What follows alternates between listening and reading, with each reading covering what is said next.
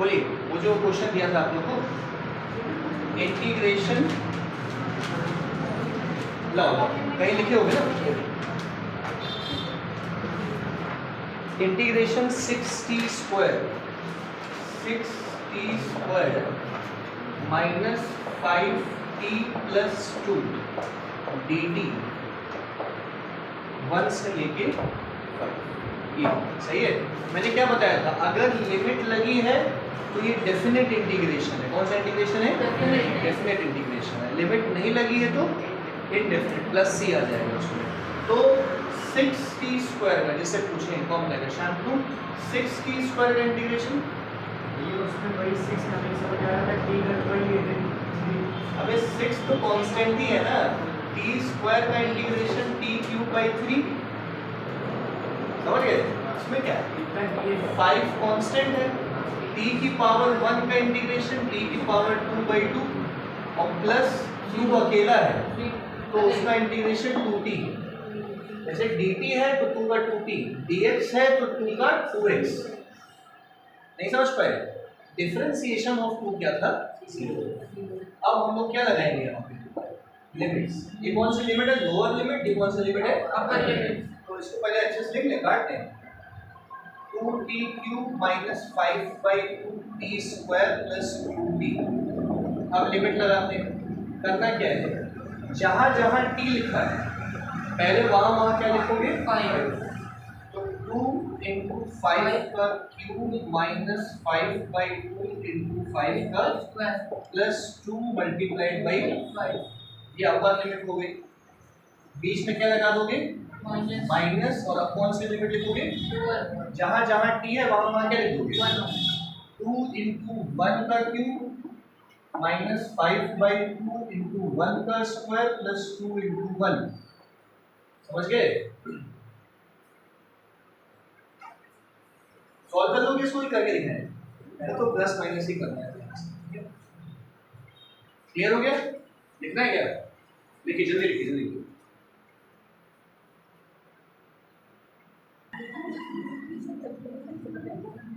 चलिए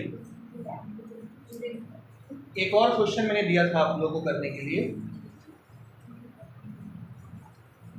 integration 5t cube minus 6t plus 1 divided by root t, ये ठीक है। इसको इंटीग्रेट करें, किया किसी ने? कर लिया?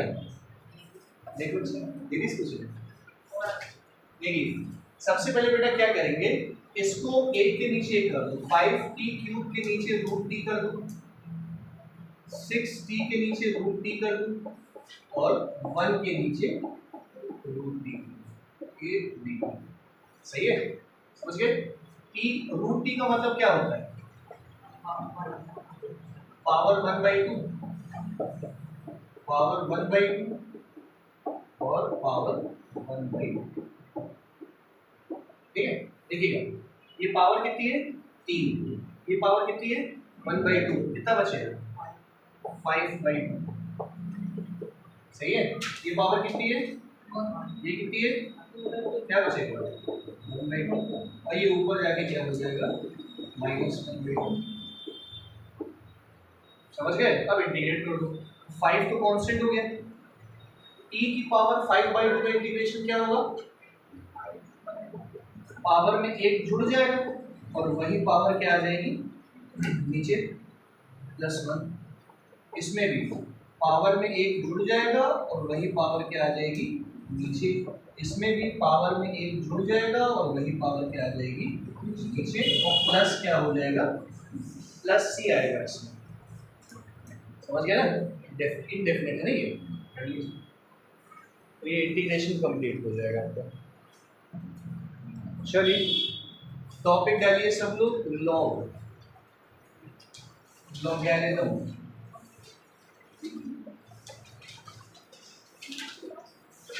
क्लास 9th में आप लोगों ने लॉग पढ़ा होगा, पढ़ा था? याद है? याद है? लड़कियों लॉग याद है? पढ़ा था? इधर शांतु याद है?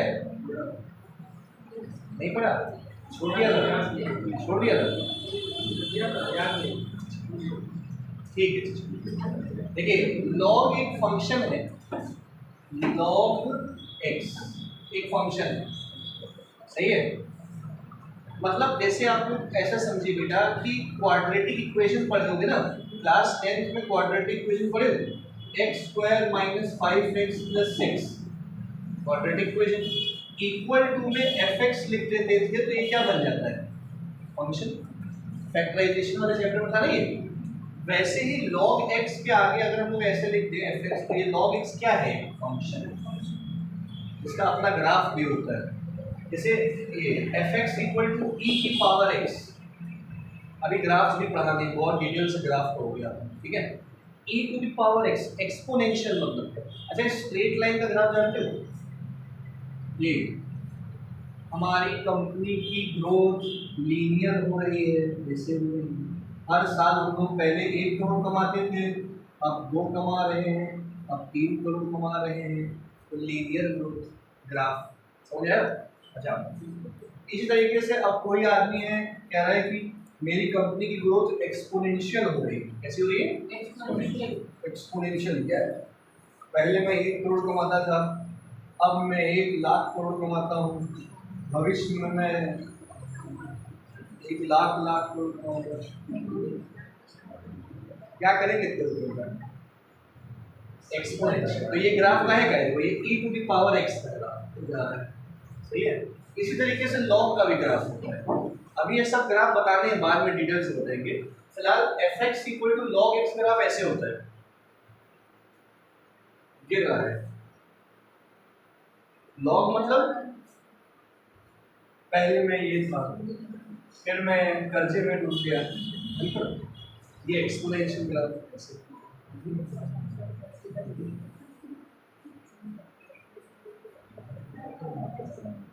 समझ गए,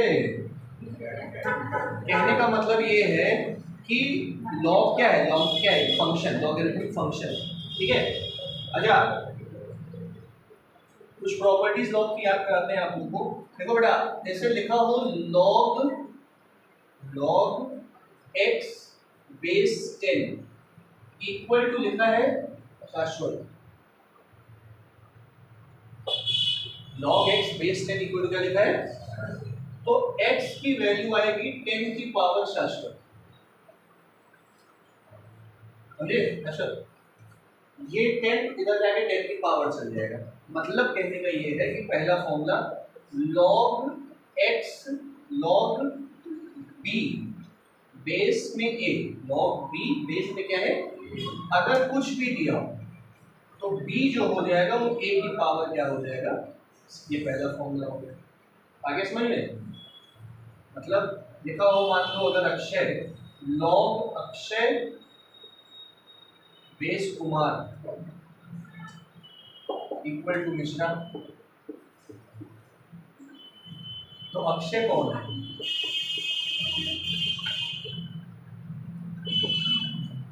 कुमार की पावर मिश्रा, समझ गए अक्षय, ठीक है। तो ना इससे मतलब है ना इससे मतलब, क्लियर हो गया। दूसरी प्रॉपर्टी लॉग की क्या है, लॉग बी बेस ए लिखा है, देखिए तो इसको हम लिख सकते हैं log b divided by log a, log b base a log b by log a, समझ गए। अब इसमें एक चीज और समझिए, log b by log a लिखा है, मान लीजिए डिवाइड में, ठीक है, तो हम अपनी तरफ से कोई भी चीज बेस में कुछ भी लगा सकते हैं, हम बेस में 10 लगा सकते हैं, लेकिन दोनों में फिर वही लगाना, हम बेस में ई लगा सकते हैं, हम बेस में अखंडा लगा सकते हैं,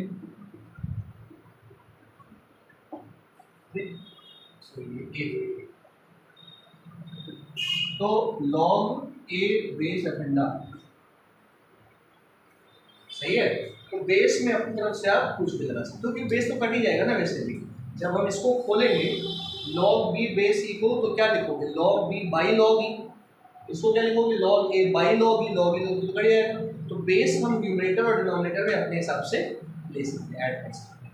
आई प्रॉपर्टी समझ में नहीं समझ में साक्षी कॉल आ रही है, किसकी कॉल है? चलो ये आगे समझ में। अगली प्रॉपर्टी क्या है log की, log b बाई a।